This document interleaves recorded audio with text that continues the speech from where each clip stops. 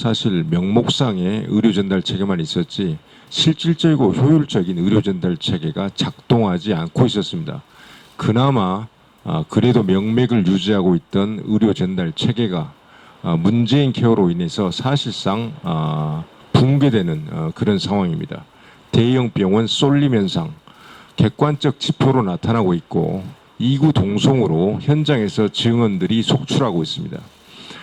가장 큰 이유 중에 하나가 바로 선택진료비의 폐지입니다. 정부가 의도적으로 부추겼습니다.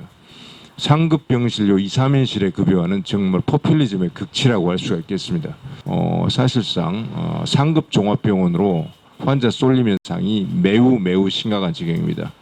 의료 전달 체계가 붕괴되면 그것은 최선의 어떤 진료가 제공되는 그런 기회를 박탈해 버립니다.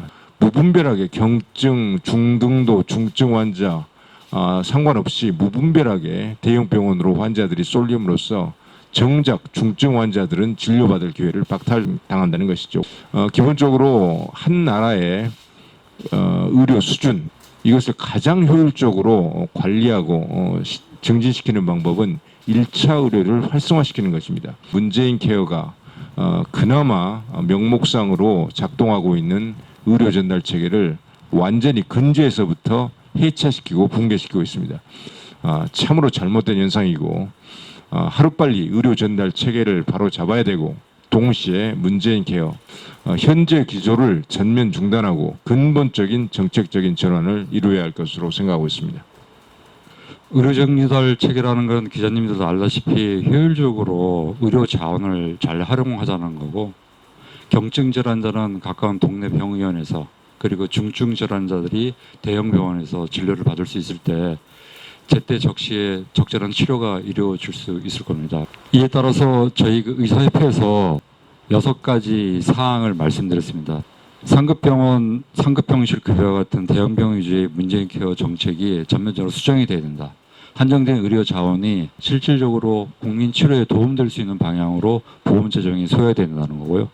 두 번째는 대형병원의 만성 질환과 경증 환자 외래 진료가 없어져야 된다. 세 번째는 진료 의료 해송 시스템이 적절한 수가 책정 속에서 강화가 돼야 된다. 네 번째는 의원급 진찰료 본인 부담률이 현행 30%에서 20%로 인하가 돼야 된다. 이랬을 때 국민들이 효율적으로 1차 의료기관을 이용할 수 있고 중증 환자들이 대형병원에서 제대로 잘 치료받을 수 있게 됩니다. 다섯 번째로 대형병원과 의원급 의료기관 약 처방의 불평등 문제가 해결돼야 된다. 어떤 약들은 의원급 의료기관에서 아예 처방이 안 되고 있습니다.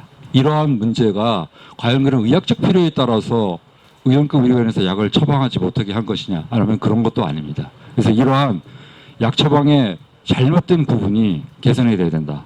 그리고 마지막으로 경증 환자에 대한 약제비 처방이 강화해야 된다. 이상 6가지 안이 의사협회에서 생각하고 있는 의료 전달 체계 개편의 핵심 내용이 되겠습니다. 당시 의료 전달 체계 개편 논의는 대단히 잘못된 것입니다. 아주 졸속으로 추진됐습니다.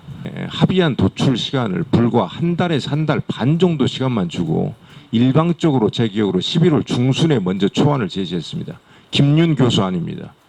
의료 전달 체계같이 큰 사안에 대해서는 그 최종적인 결정판을 만들기 위해서 의료계의 광범위한 의료계의 합의가 가장 중요합니다. 그런데 의료계의 합의를 이끌어내기 위한 과정은 제 생각에는 적어도 1년에서 2년 정도 집중적인 기간이 필요합니다. 그런데 불과 한 달에서 한 달 반 사이에 의협, 병협이 다 합의안을 만들어라.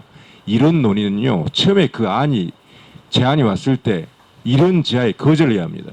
전문의가 압도적으로 많은 상황에서 또 이 사람들이 1차 의료 현장에서 진료를 하고 있는 상황에서 의원급 의료기관에 입원실을 없애라. 전혀 현실성이 없는 그런 안입니다. 그 안을 갖고 와서 논의를 했다. 코미디를 했습니다. 코미디를. 그래서 당시에 강력하게 반대를 했었죠. 보건복지부 그렇게 의료 전달 체계를 간단히 쉽사리 접근했다는 것에 대해서 당시에도 지금 현재도 대단히 규탄을 하지 않을 수가 없습니다. 그럼 어떤 방식으로 접근해야 되냐. 40대 집행부에서 의료이용 합리화 TF를 만들어서 약 6개월 정도 가동을 했습니다. 큰 원칙에 대해서 기본적으로 일단 정해놓았습니다. 그 원칙하에서 앞으로 의료계에 대해서는 광범위한 논의를 거쳐서 의료 전달 체계 최종적인 결정판 지속 가능한 안을 확정할 생각입니다. 지금 정부에 요구하는 것은 긴급하게 응급한 과제로서 의료 전달 체계의 1단계 적어도 실질적인 그런 단계를 정부에서 주도적으로 만들어야 된다는 것이죠. 의료 전달 체계는 결코 간단한 사안이 아닙니다.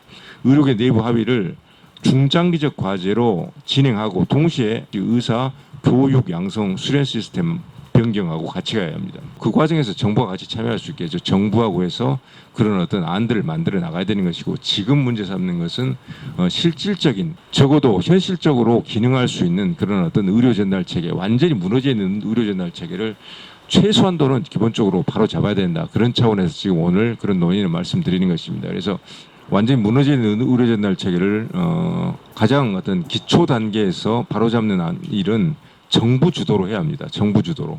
하지만은 지금 현재 저희들이 파악한 내용으로는 정부안이 대단히 실효적이지 못한 안으로 현재까지 듣고 있습니다. 그래서 정확히 정부안이 나왔을 때 저희들이 정확한 논평을 말씀드릴 것입니다만은, 지금 현재 보건복지부가 마련한 의료 전달 체계의 어떤 개편안이라는 것이 대단히 비효율적일 가능성이 매우 크다. 그런 안이 나오면 안을 보고 일단 기초적인 의료 전달 체계 이것을 바로 잡아야 되지 않을까, 그렇게 생각을 하고 있습니다.